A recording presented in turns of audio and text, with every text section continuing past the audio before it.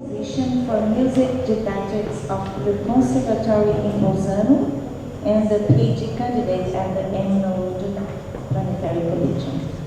I will be talking about listening, as it is my research. If there is a composer's name that is often quoted aside the name of McLuhan, it is John Cage. I would like to start my presentation with a quote from Cage taken from his 1955 article Experimental Music Doctrine that is included in his seminal collection of writing science. He says, "Composing is one thing, performing is another, listening a third. What can they have to do with one another?" During the whole history of musicology, it's always been drawn an identity between listening and composing.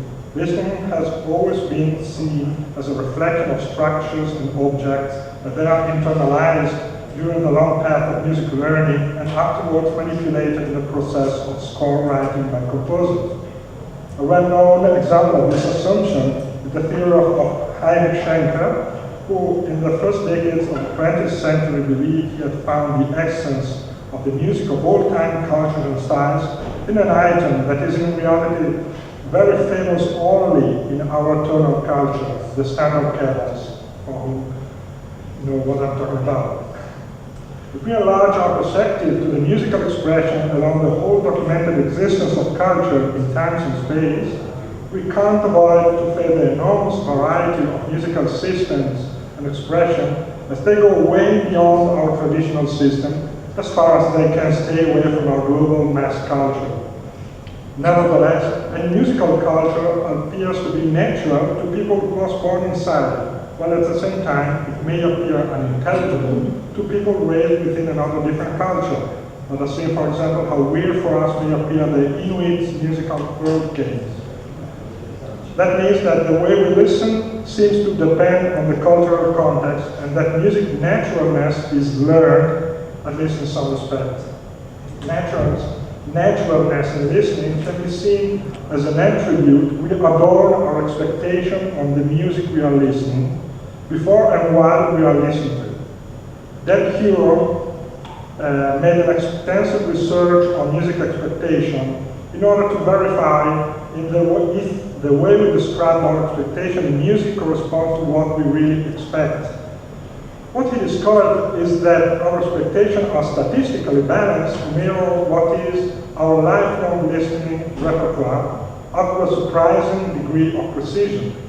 For example, people who can detect tones in absence of a reference pitch, the so-called absolute pitchability, show a difference in the easiness of pitch detection that traces the statistical presence of pitches in the listener's musical culture.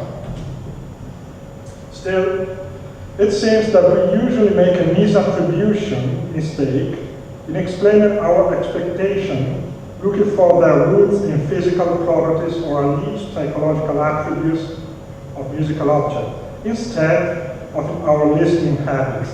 In teaching music harmony, for example, most teachers still talk of a tension between a dominant and tonic chords as something that is really existing as a law of nature.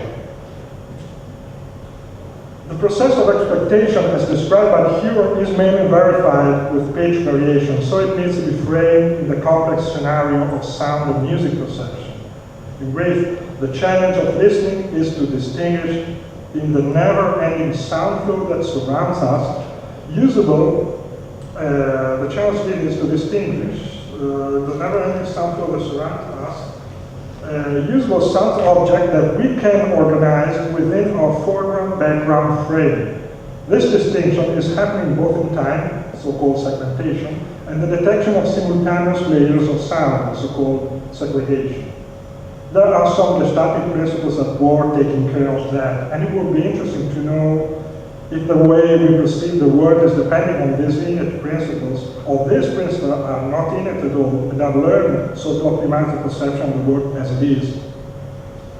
Distinctions mean change in some perceptive quality.